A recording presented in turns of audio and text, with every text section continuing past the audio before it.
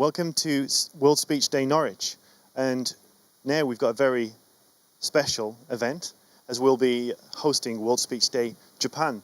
So let me first introduce Kaoru Umezawa, who's the organizer of World Speech Day Japan. Thank you. Okay.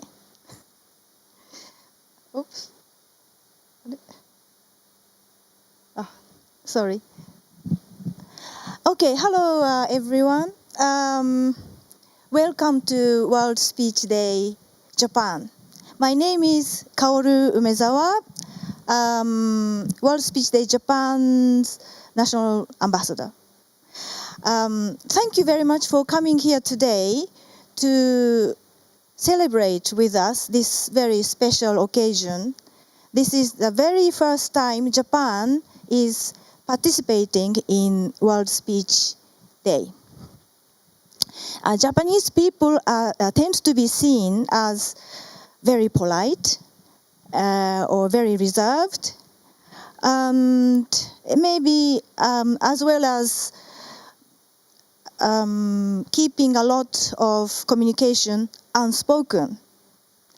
And perhaps it's true that we don't like to impose our opinion on others too much, and we tend to be reserved, sort of.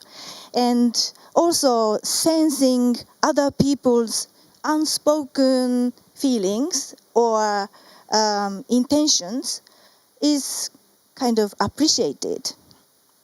And also, we Japanese are usually not too confident in speaking in English. We might be relatively okay to read and write, but speaking in English is usually not our strength. But young Japanese people have a lot in their mind, and they want to express it and share it with you all.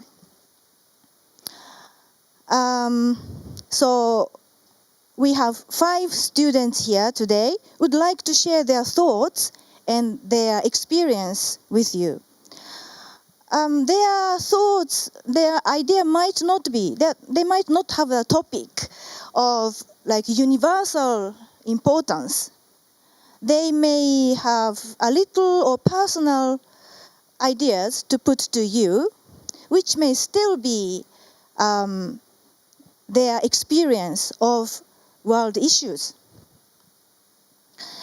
5 speakers today, 5 people are from, 2 people are postgraduate students who are currently studying at UEA, and 3 undergraduate students who are here for a year on exchange program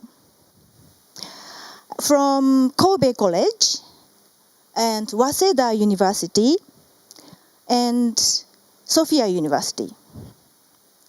They were given as topic ideas about world citizens and were asked to share with us what this concept triggered in their mind. I would also like to mention that there are 2 more people actually who are participating in World Speech Day Japan from Japan. Their venue is International Christian University, and their speeches, videotape of their speech will be uploaded later as well. So we are lucky to celebrate this very first exciting World Speech Day Japan with 7 speakers in total. Isn't it great? And I think this is such a great and exciting initiative, and I would like to congratulate all the speakers. They will be example of all the young Japanese people, and hopefully lots of young people will follow them. So, before we start, I would like to introduce the judges. I'm sorry I have to see your background. Our judge, Beth Dirks Van Dam. Sorry. Yeah. And she leads the Future Leaders Project in the Schools of Politics, Philosophy, Language and Communication Studies at the University of East Anglia. And she is a passionate advocate to give young people a voice and to give them the insight, skills, confidence to lead and instigating positive social change. She brought World Speech Day to UEA and also to Netherlands. And actually she is the one who also brought us, World Speech Day Japan, to UEA. So, okay, maybe applause. And another judge today is Eddie Booth. He is an oracy coach for the English Speaking Union. He has coached widely within the UK and abroad, working with the finalists at the 2018 International Public Speaking Competition. He is also the former president and two-time head coach of the University of East Anglia's Debating Union, and is particularly interested in encouraging young people from diverse backgrounds to become involved in debating. Thank you very much. And he also has been in Japan. Thank you. So, you've been long waiting to hear the speakers. So let's start the first speech. Do I do this? Okay. Okay. So our first speaker is Miss Saori Kon. Her title of her speech is Interweaving World Borders.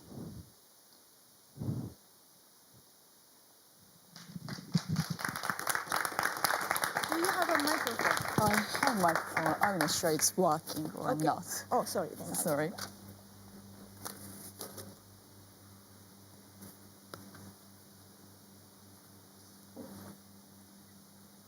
Can I start or is it working? So I was thinking of taking a photo first. So let me first take a photo of you.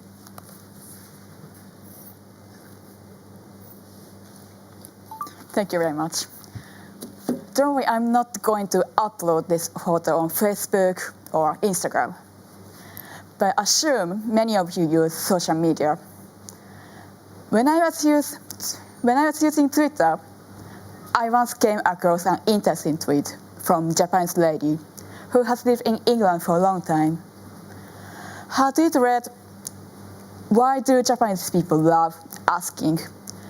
Is that true that British feel disgusting?" I think they don't mean to offend any British people. This reminds me that I myself have been asked the same question 100 times. At least I feel in that way. But to be honest, when somebody keeps asking me those kind of questions, I feel a bit uncomfortable, even I'm not British. Because I feel like people are making assumptions about me based on my experience alone, which means I feel like I was marry someone for them who lives in the UK and some have vindicated assumptions for foreign cultures. This is related to my understanding of world systems.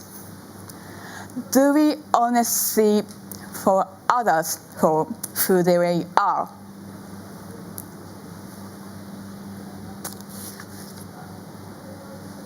If you look at the word world citizen online, you will find a proper definition what the world citizen is.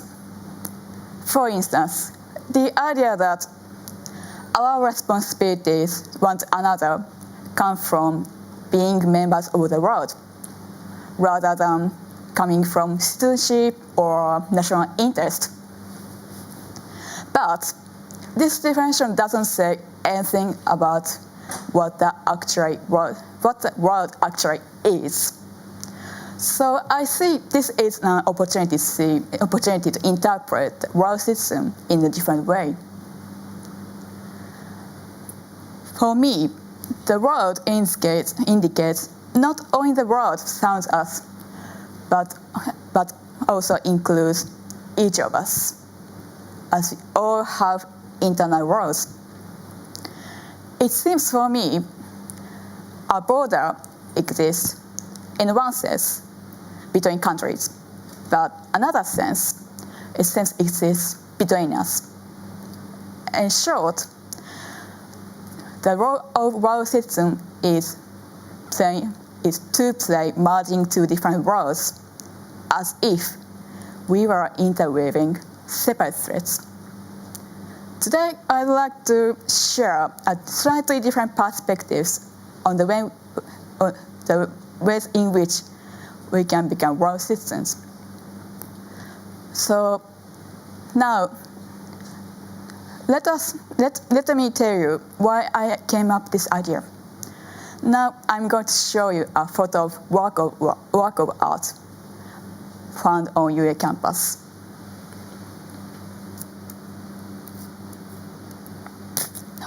Sorry.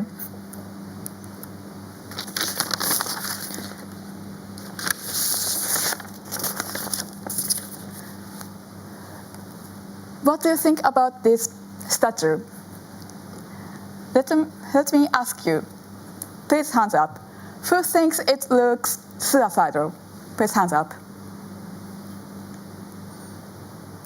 Thank you very much. I was curious about what other people think about this statue. So I asked my friends, and one friend said, it looks suicidal. But another friend said, it looks a guardian or even an angel. Isn't that interesting? I think this shows that we have different perspectives or different values. But my point is, the idea that people are different is not a conclusion, but a premise. The process of interweaving our world is not like the statue looks suicidal for me. But this statue also looks like an angel to another. People have different perspectives, and therefore people are different. Giving up understanding others like this by concluding people are different means we can't ever share our worldview. Or, if you recall the question about British food I mentioned earlier, you might think, well, people are asking sincerely. Perhaps people wanted to understand different culture and thereby knowing different worlds. In this sense, you may be right. But my point is, if we don't move beyond asking those surface level questions, we can't hope to be genuine world citizens. Instead, let us go further. Based on our premise, people are different, which is fundamental acceptance. Let's try to ask why we are different. Why others' perspectives are different from mine. Why does he or she have this idea? What the motivations are. Values and what we regard important are not necessarily connected labels society assigns us. What moves you what makes you unique. It is very important to look at the true nature of others. So, my final point I'd like to consider is the ways in which how to share our world. There are indeed various ways of communicating. Different people prefer sharing our worlds in a different way.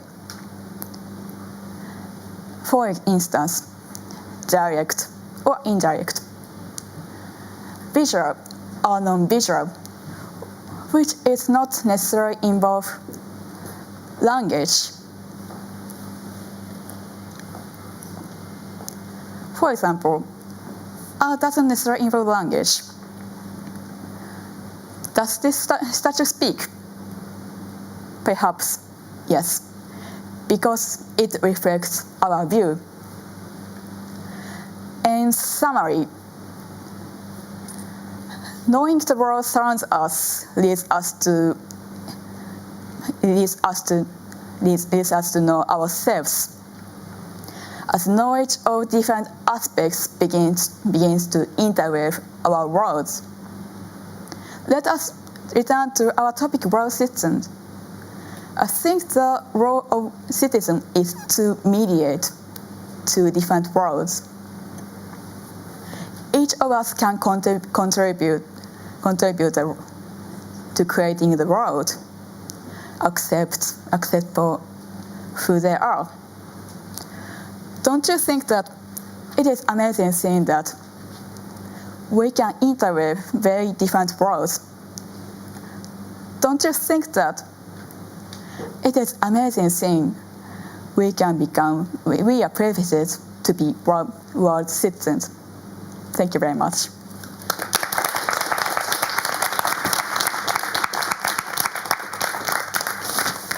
Thank you very much. Our next speaker is Risako Ishida. The title of her speech is People All Over the World Are All Your Friends.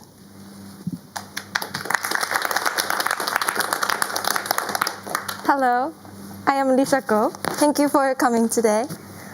First of all, I have a question that I want to ask you all. What kinds of groups do you think you are belonging to? Are they your family or your communities of your friends, university, your workplace, and your nationality, religion, gender, and else? I, either unconsciously or willingly, belong to family or communities of friends, my university, in Japan, and female, and so on. Through the experiences I had in the past, and in these several years, I started to think of how those groups function in our daily lives. So, let me talk about my experience I had in the past. I was living in Hong Kong for 6 years when I was 4 years old to 10 years old. I went to international school and I could have many experiences there. I could have friends who are from different countries, who speak different languages, who have different gender, and it was so nice to see them, and I was really enjoying the life staying in Hong Kong.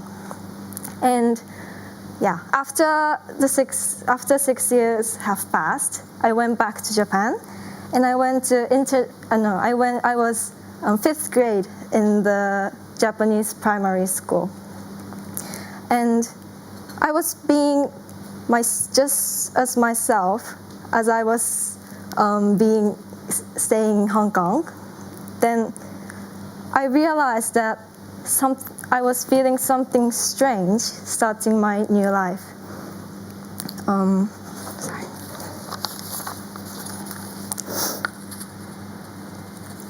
Oh yeah. Then what happened? I found that I was being rumored among my friends Why? Because I was too unique and too different from other Japanese students. I was a person who have never ever cared who I talk to or play with. So I was talking to and playing with both boys and girls equally. And I thought it was fascinating and normal and usual to be friends with anyone that I want to. But and I could say my strength was to be friends with anyone that I want to. Then I was staying myself and thinking in that way. One of my friends told me like this: Risako, you are being rumored because you are even trying to be friends with boys. But if you are doing like that, everyone will think that you are doing that because you want to be liked as a girl, like that. And so everyone has their own friends who they want to be close with, or so you have to think about it. Don't think that you can be friends with all of the classmates. That's impossible. When I first heard of it, I was like, so what? Leave me, because this is how I want to do, and I don't think that I can be friends with anyone in the classroom. This was how I was thinking at first, but to be honest, I got hurt. And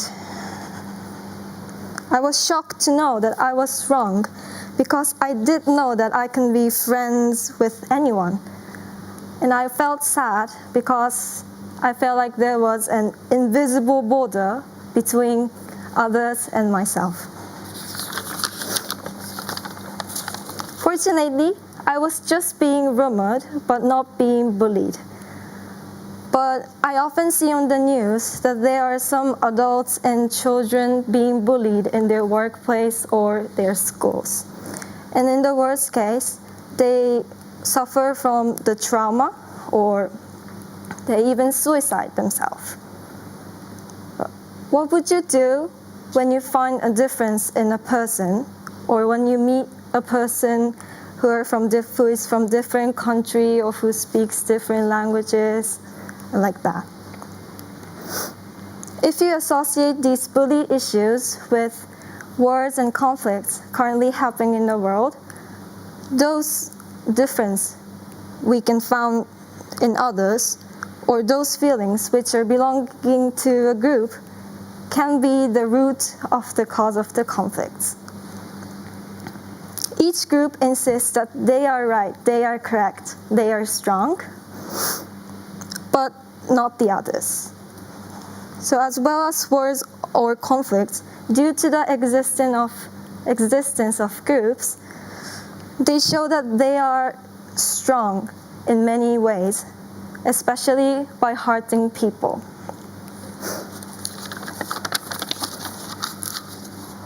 If we think the world as a one big group, all of the people in the world belong to the group.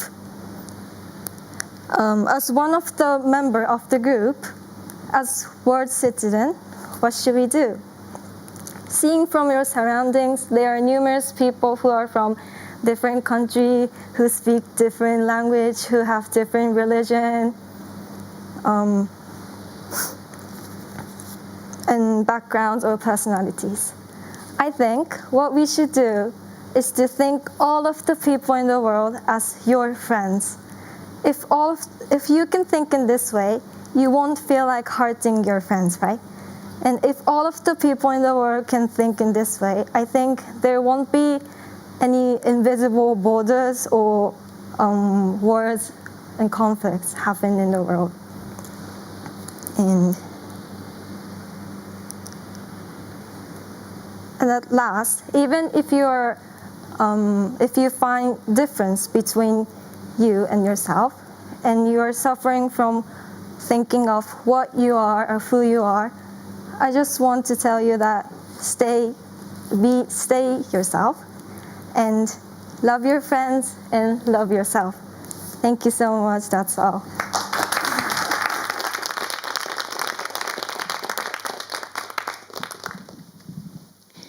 Thank you very much.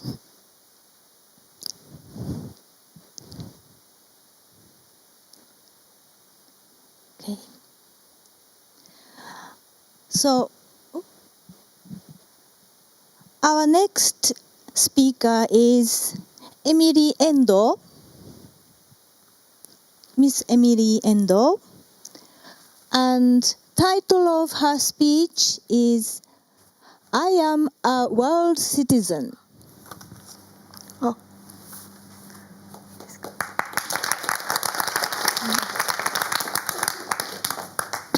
Hello, my name is Emily Endo, and today I'm going to talk about how my identity as a world citizen is constructed. So first of all, let me introduce myself. I'm an international student from Osaka, Japan, and I like sushi, and my hobby is playing the piano and reading books. And I think I'm quite a shy person.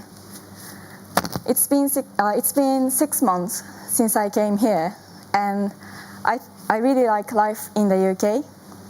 The campus is huge, full of nature, but the best thing about living here is that I don't have to commute by train, which I have to do nearly every day in Japan. I really don't like to commute using incredibly crowded train, but still I like Japan. I feel so relaxed and welcomed when I return to Japan. So I could say I love my home country, Japan, but I could also say that I love another place, which is Turkey. That's because I have Turkish father, and in that respect, I could say I have inherited Turkish culture as well. My Turkish name is Elif, which is so common and popular name in Turkey. I'm so proud of Turkish culture, and I think Turkey is an amazing country. It's been all the time center of intercultural events and has been all the time flexible with their lifestyle. I see Turkey as the mixture of a lot of cultural aspects, which I find so fascinating. So my Turkish father and Japanese mother were studying here in Norwich at UEA, and they eventually married. Also, I was born here in Norwich.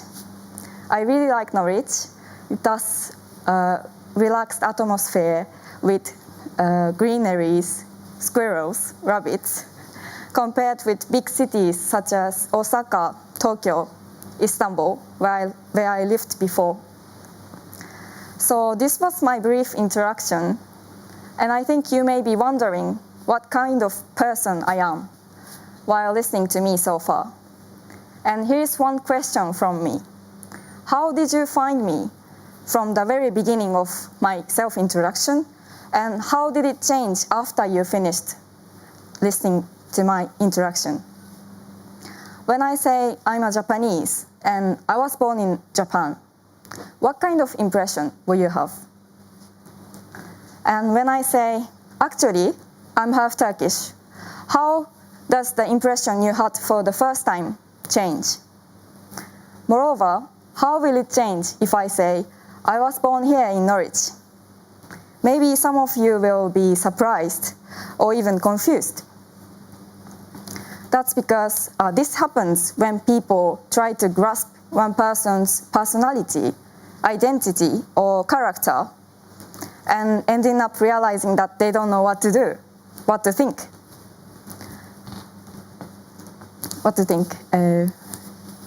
And also, this may show that people categorize the person to a stereotype they know in order to understand the person. Also, people subconsciously attribute people to a nationality or ethnicity in order to familiarize others. So now I'm going to talk about my idea of identity, which I've got through my experiences so far. So I was born here in Norwich and spent 3 years, And then I moved to Turkey, my father's country. And then I moved to Japan when I was 5 years old. And then after that, my life was based in Japan. Many Japanese, so I have only received education in Japan, and I was treated as a Japanese citizen. Many Japanese people tend to think that Japan is the country of monoculturalism, which regards Japan as socially, ethnically, one group. All of my classmates were Japanese. Of course, compared to the UK, maybe it's difficult to call Japan an ethnically diverse country, but still I could find a variety of different cultures there. I could still find foreigners. But while I grew up in the society which has an ideal to have one dominant culture, and also while I grew up in the society surrounded by the people in that society, I started to realize that I was different, and I started to hide that different part of me since I was little.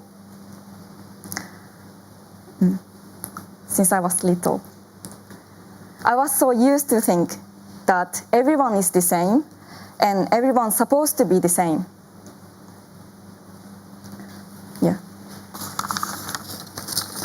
For example, while during the school lunches, I sometimes couldn't eat because the food had pork in it.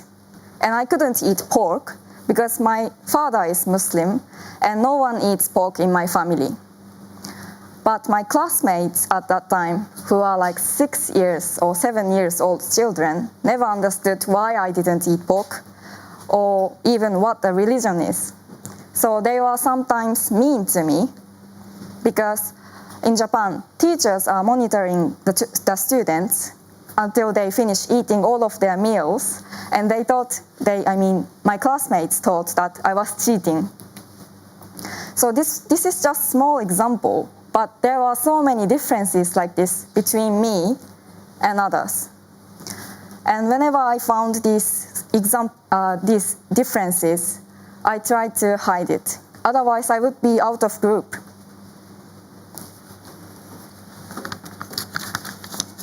So these experiences in Japan made me difficult to be just myself, and I always tended to think how my identity was seen to other people. I didn't admit my non-Japanese culture until I finished my high school. I couldn't like my non-Japanese culture.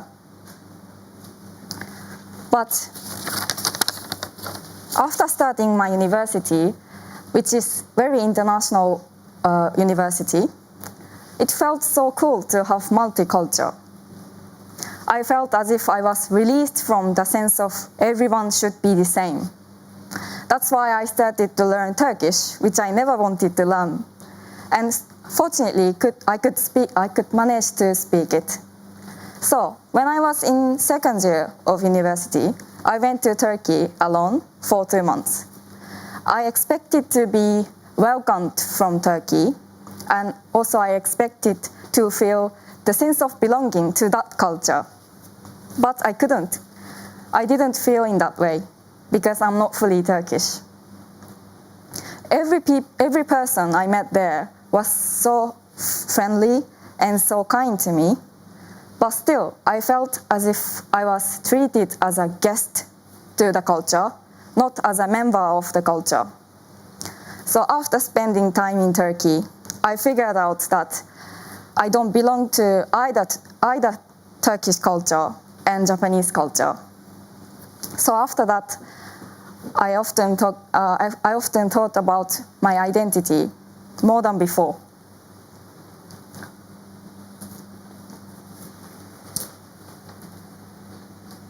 But one day, my professor told me that I'm like a door which can connect two cultures and also which can go through both of them. And I really felt so happy when he said that. Also, what made me think my identity more positive is year abroad in the UK. The Britain was the first place that I could feel I don't have to be either Turkish or Japanese. I could both belong to Japanese society and Turkish society and many more other societies. And nobody wanted me to be someone, so I could be who I am freely and I could do what I want. I cook Japanese food and Turkish food and Italian food, Indian food. I absorbed many new culture here, and that has changed me to think that to be a world citizen is a more positive thing. Because I came to the UK, I had a lot of opportunities to learn new ideas and cultures, and including my own culture, and I am so proud of that culture. And I think crossing border and meeting new ideas and new people and cultures and becoming aware that you are a world citizen is a wonderful thing. My identity as a world citizen will never going to be solid, but it will keep changing and changing whenever I meet new people. That's what I realized in the UK, and I'm so happy because I could realize this. I eat sushi, I eat kebab, I eat spaghetti, I eat curry, and these all symbolize what I feel most happy about, and I am so proud of it. Thank you.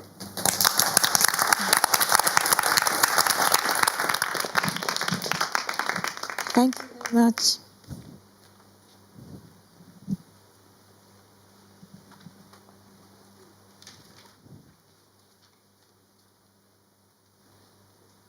Our next speaker is Mr. Kazuma Osonoe.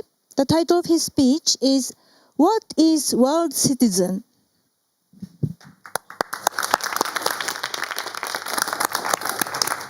Okay, so let's start with questions. What is world citizen? What do we need to be a world citizen? How the society or country would be like if there are a lot of world citizens? After listening to when I first time hear the word world citizen, I subconsciously link that word to someone who can speak a lot of languages or someone who has visited a lot of countries. But after thinking it for a while, I could figure out my own answer to the questions that I have asked you right now through my personal experience that I would like to talk from now on. I was in Singapore for 7 years. Singapore is known for multinational, multicultural country. But in general, if there are a lot of differences such as perspectives, religions, or nationalities, they tend to bring something negative, such as discrimination or conflict. But Singapore was, and of course still, a peaceful place. In such beautiful country, I was in football team, international football team. And I played with a lot of players from a lot of nationalities, such as Spanish player, Polish player, players like me, Japanese and Chinese players as well. And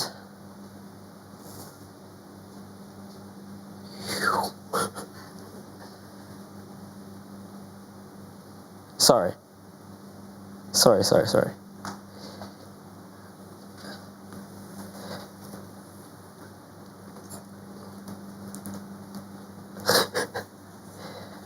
As you can see, I have no script on it, so let me have advantage of it. You were at the football team, so what happened after the football team in your international experience? That's right. Thank you very much. Yeah, I was in Singapore and I played football with the international football team, and thank you very much, Beth. Thank you very much. Thank you for the patience.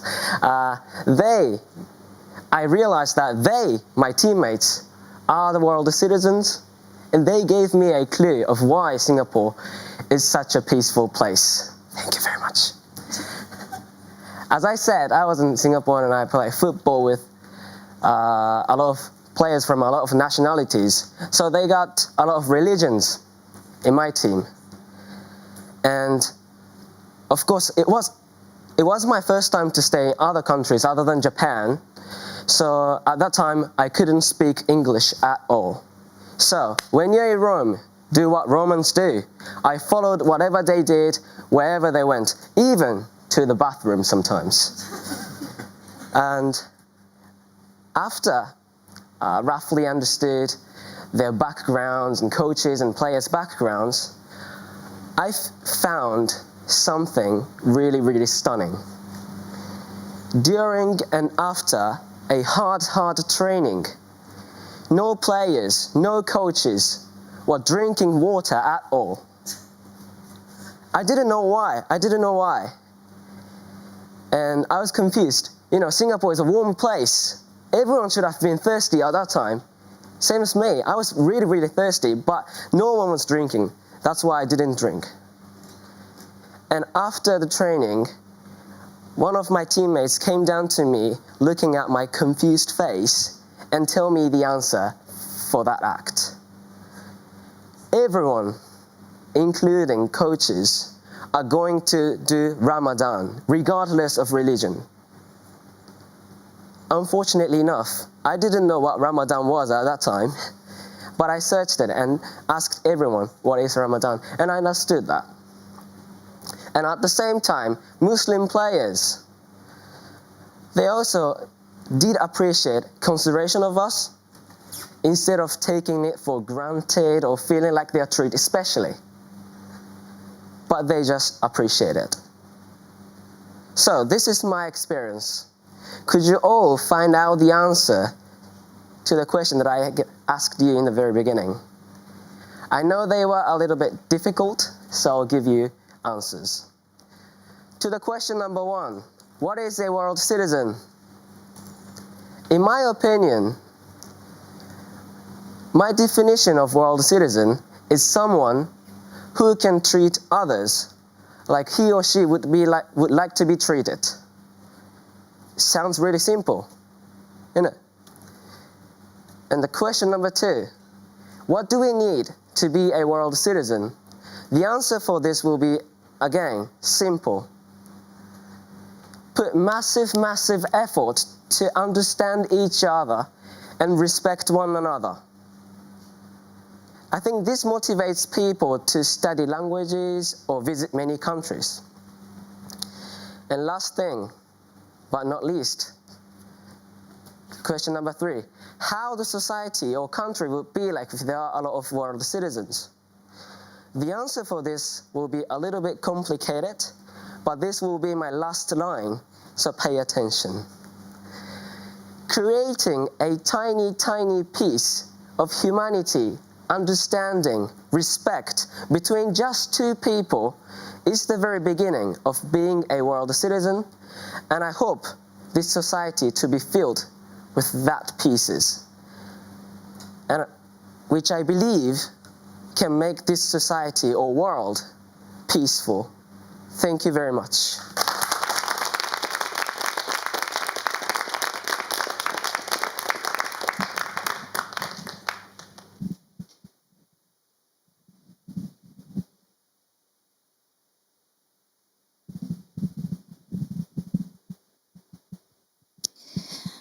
Okay, so our last speaker today is Mr. Yusuke Miyoshi. Title of his speech is Mutual Understanding in an Aging World.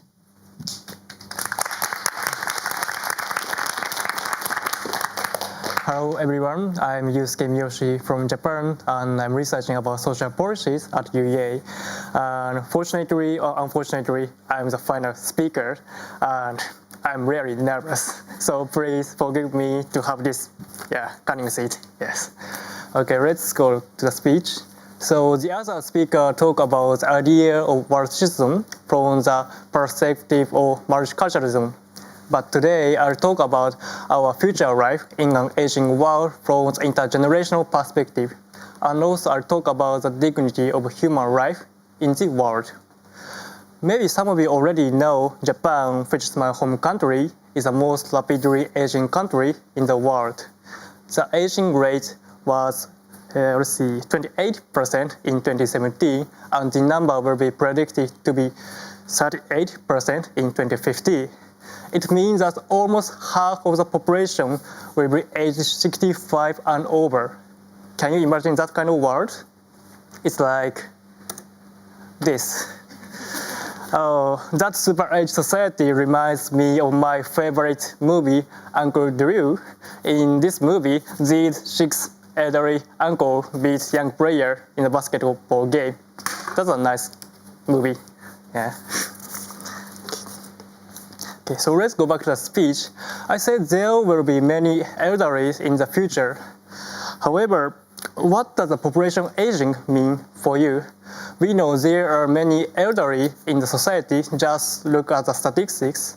But how much do we know about the elderly as individuals or their families? Some of you may be thinking, how does this concern me? However, we are all aging. Our loved ones are aging. Also, our pets are also aging. There are many issues about population aging, but one of the essential problems of it, I believe, is who and how society and people support the aged population who needs long-term care, especially how we support the people who have Alzheimer's disease. Alzheimer's disease, which is part of dementia, is a collective name for progressive brain syndrome, which affects memory, thinking, behavior, and emotion. And symptoms may include loss of memory or changes in a person's personality and mood.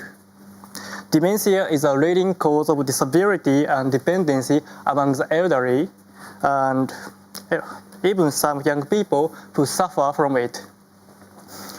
And it is very tough on the people who are suffering from the disease themselves and for their family caregiver. And actually, I was a family caregiver. I cared for my grandmother who had Alzheimer's disease. Oh. Yeah, that is my grandmother and young me. Yeah. My grandparents raised me because my mother passed away after she gave birth to me. I enjoyed life with my grandparents in a really small village in Japan. But when I was 13 years old, my grandfather passed away and my grandmother got Alzheimer's disease. Then I started my life with my dementia grandmother. At first, although she had difficulties in remembering, she did do many household chores and her mood was relaxed.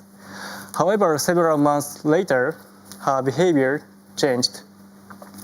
She suddenly started to clean the house at midnight, and also she had continuous mood swings. Sometimes she was angry, sometimes she was happy, sometimes depressed, all in a very short period. I remember one time when we ate dinner at a department store, she couldn't find her way back to the restaurant because she couldn't remember the restaurant's location or couldn't even remember that she had eaten the dinner at the restaurant. So she thought her grandchild, that's me, had gotten lost. When in reality, she was the one who got lost.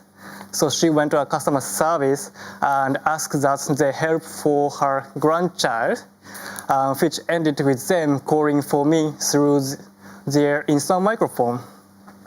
It sounds like a joke now, but at that time, I did not know much about Alzheimer's disease and simply didn't have the patience. So I said terrible words to her, such as all battle irks. Then she got depressed and her symptoms became worse. Several years after, she no longer recognized me nor remembered my name. However, at that time, she had difficulties in remembering or her mood. She enjoyed cooking or chatting with her neighbors and enjoyed her life at the same time. That was my experience in Japan, yet population aging is not just a phenomenon found in Japan or UK or other developed countries. Developing countries are also experiencing it. The United Nations predicted the world population would approach 9.8 billion in 2050, and out of that, 2.1 billion will be aged 60 and over. And 80% of the aged population will live in developing countries. So majority of the aged population will live in developing countries. And the number of people who suffer from dementia will triple by 2050. So I believe the aging population and increasing dementia is one of the world's foremost issues, like climate change or refugee crisis. And everyone needs to think about this problem. To support people who have Alzheimer's or dementia, support from medical experts is not enough. We need to understand dementia correctly and eliminate prejudices towards it. Certainly, people with dementia may not be able to do what they have done and may need assistance.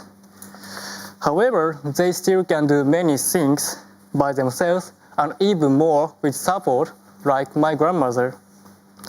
It is important that we do not merely support people with dementia, but also transform into a society that can help people maintain vibrant life. Why is it hard to treat other people regardless of their race, ages, or people with disabilities or diseases? With respect, dignity. Let us consider what kind of support they need or not from their standpoints. The attitude of trying to understand from their perspective, including people with dementia, should be a priority to all of us in this rapidly aging and diversified world. Thank you.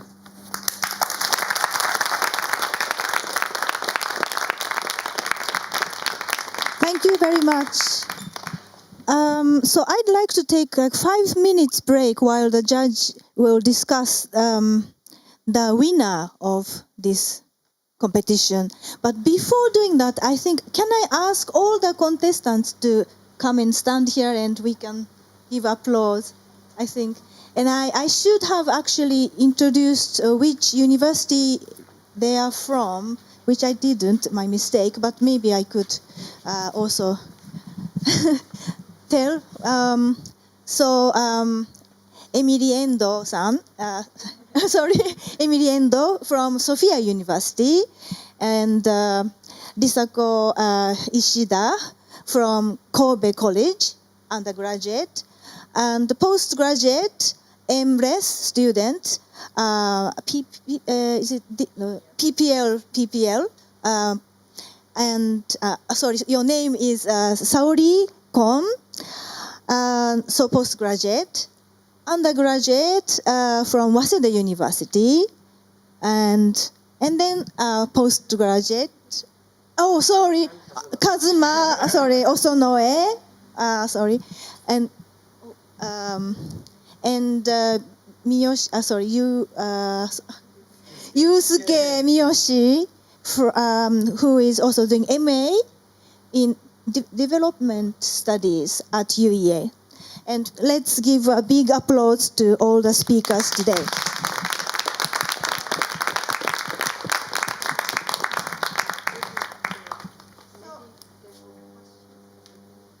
Okay, so while we're waiting, we have time for questions.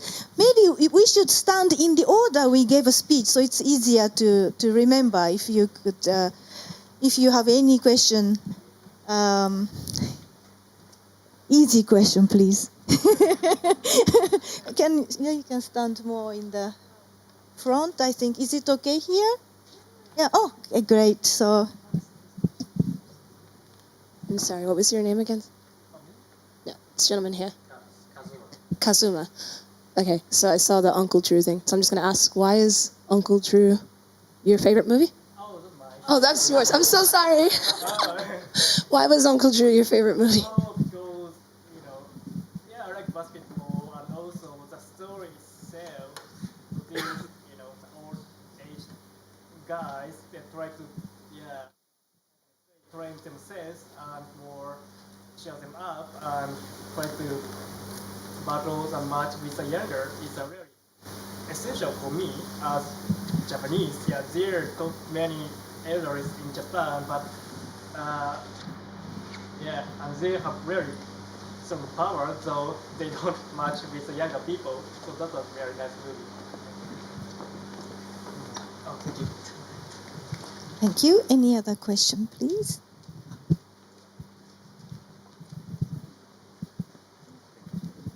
So thank you for your speeches. This is kind of a general question, whoever wants to answer it. I was just wondering, being a student from Japan, how do you find this kind of speech making and standing in front of an audience like this and speaking? Because it must be very different from the culture back home.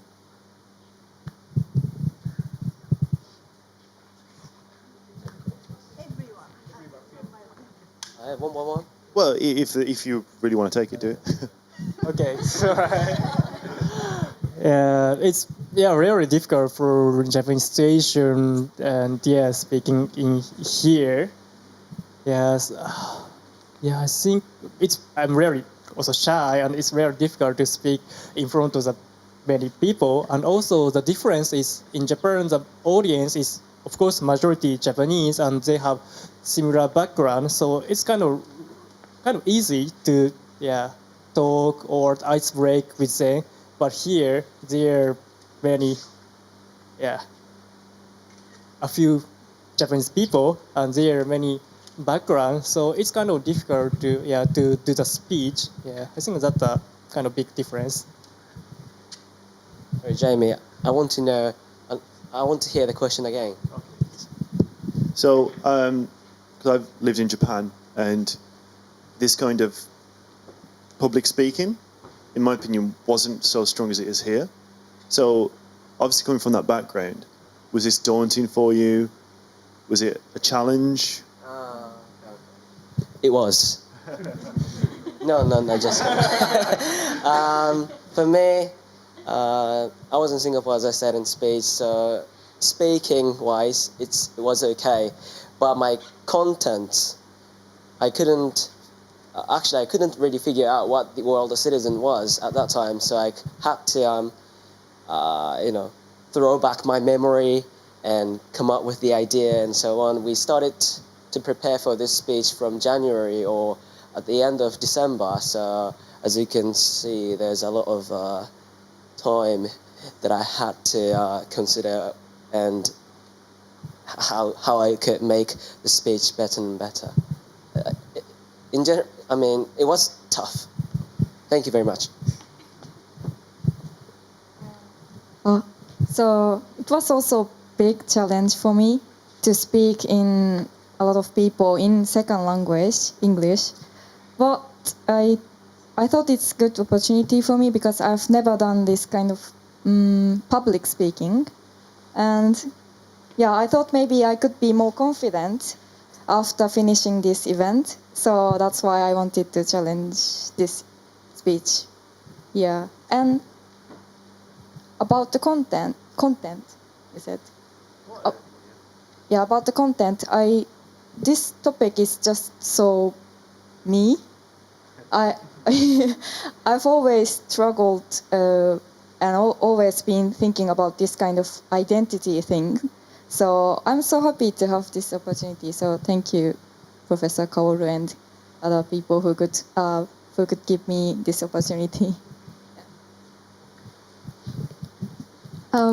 It was also difficult for me to have a speech in front of people because I'm kind of shy person as well.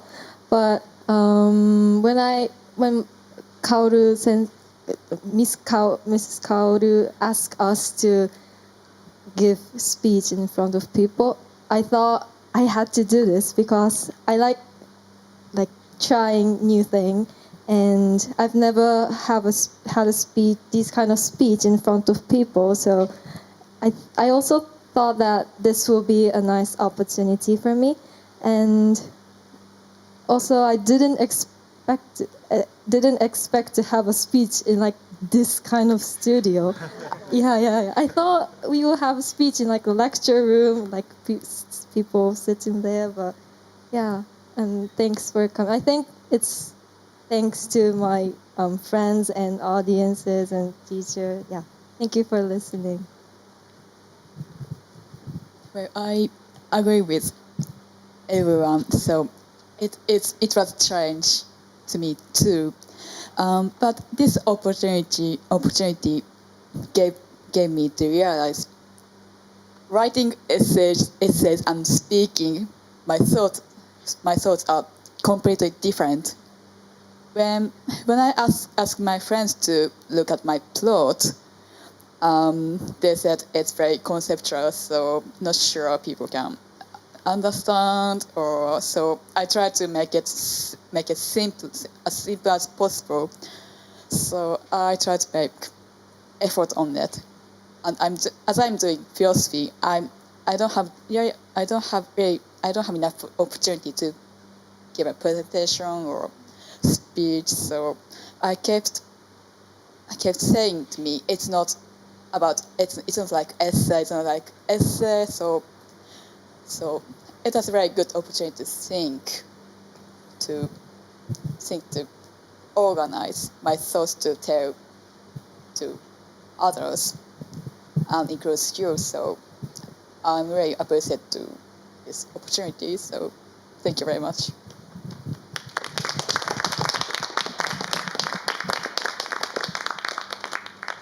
Well, we still have time for questions if you have, or we can have a break. But do you have any question? Oh, they are back.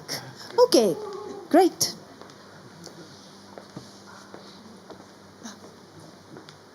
So how do we do this? Oh. Do you want to talk? Yeah. I know that this is an easy word, but what do you think about that?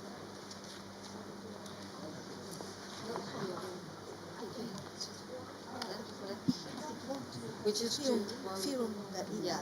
Yeah, but just yeah. Okay. Yeah.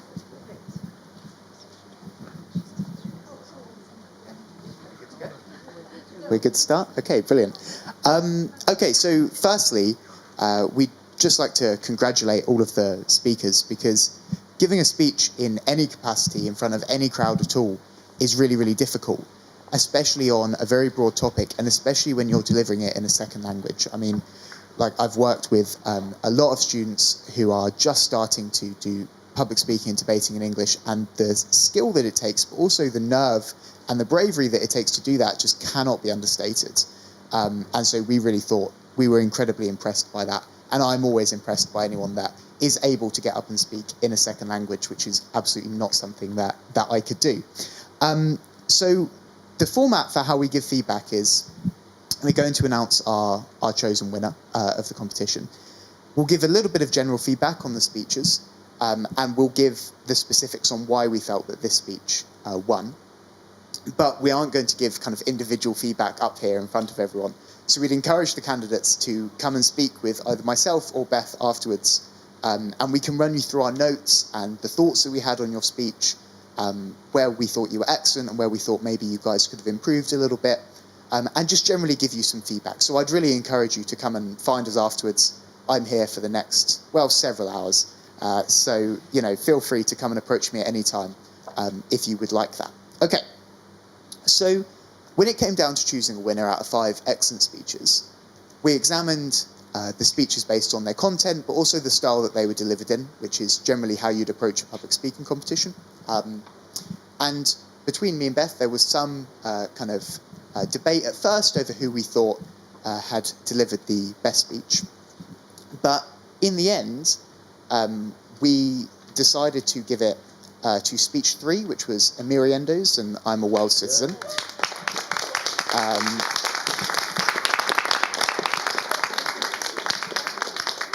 Which is absolutely fantastic, and I'll come on in a minute to explain. Just one moment. I will come on in a minute to explain why we made that decision, and there'll be a worthy certificate and everything. But I would also like to say that Beth also made a compelling case, and I also considered very closely the 5th speech, which was mutual understanding in an aging world. We thought was also excellent, and we would really like to highlight that. So I think a round of applause for that speech as well. So just quickly, some feedback on why this speech won. I found that on 2 levels, it was the most creditable. Firstly, from a style perspective, there was an incredible attempt to speak persuasively and openly, engaging with body language and appropriate style, whilst not being tied down to notes. And as a public speaking judge, I'm always eager to say this, like, I'm not looking for you to be absolutely perfect with your flow and your style in a speech. It's most important that you really try and give the best account of your style that you can, and I really felt that came through in this speech, which was excellent. And then on a second point, when it comes down to content, I felt that this speech deconstructed the subject matter that we were engaging with and engaged with the specific topic the best, as well as using excellent rhetoric and language, which we felt in the end gave it the edge over the other speeches. But all of them were incredibly creditable, and all of them got mentioned in our deliberation. I would encourage all of the candidates to come and speak to us for feedback. I always have stuff to say to everyone. But again, congratulations, and congratulations to Emiriendo, our winner. Thank you very much.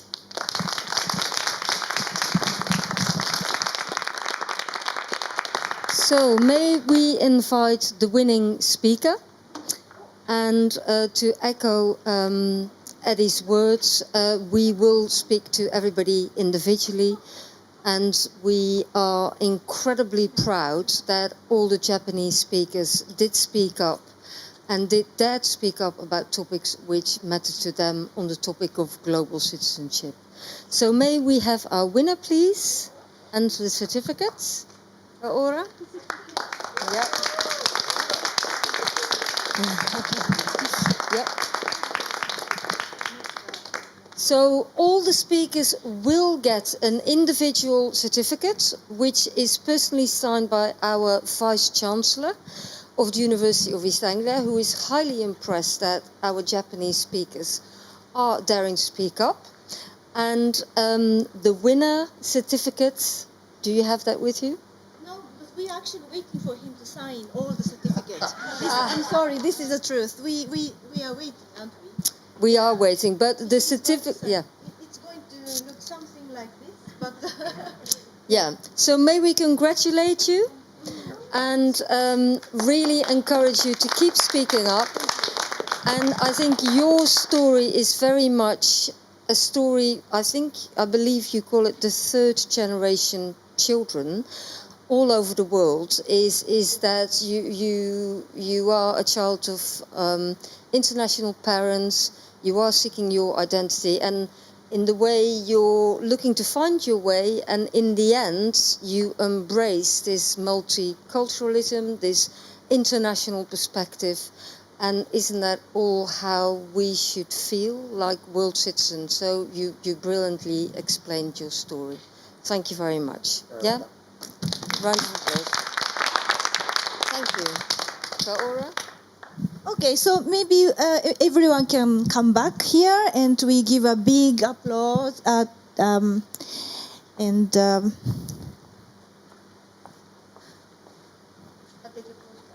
for everyone. Yes, yeah, I think so. Well done, because it's very, very challenging to give a speech. I think you need to come. I think this is the place. Yeah, I think. Come here, and then we have a final shot. Yeah. もうこの電気の当たるところじゃないと映らないです。あ、映った。はいはい、どうぞどうぞ、もっとあっち。Okay. Yeah. So this conclude our World Speech Day Japan this year. Thank you very much for coming, and thank you.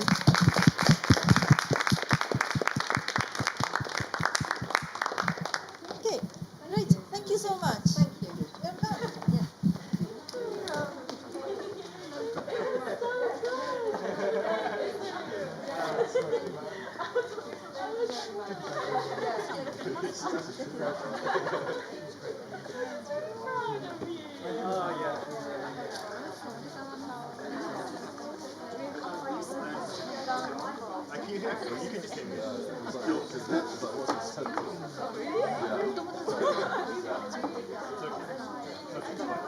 So World Speech Day, Norwich is now at half 6. If anyone wants to come to that. We've got number 12 speakers, group 3 special speakers. Lee, you will see some of you sticking around.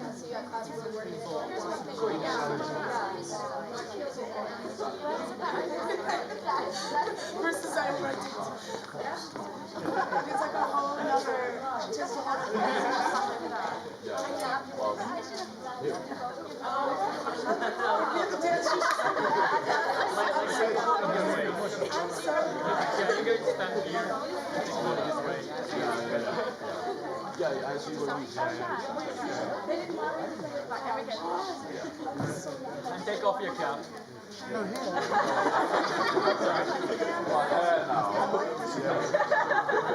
It's shading your face. Yeah, it's really or just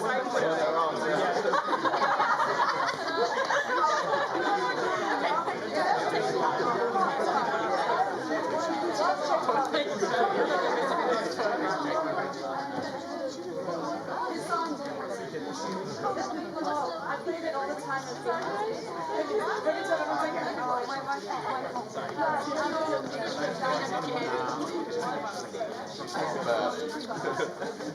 it hurts when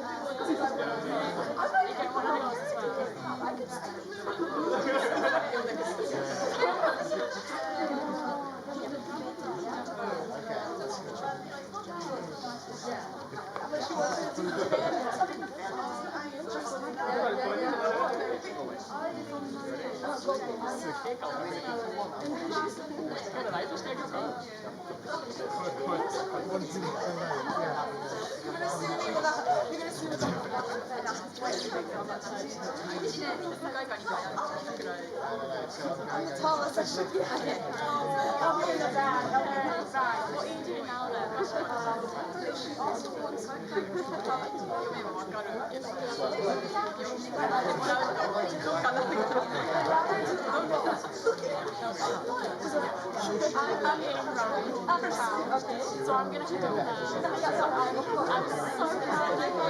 I'm just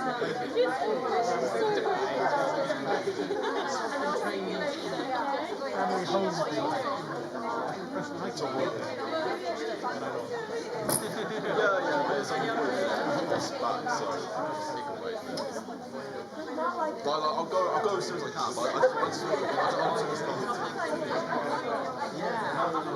I told them I'm just like going through.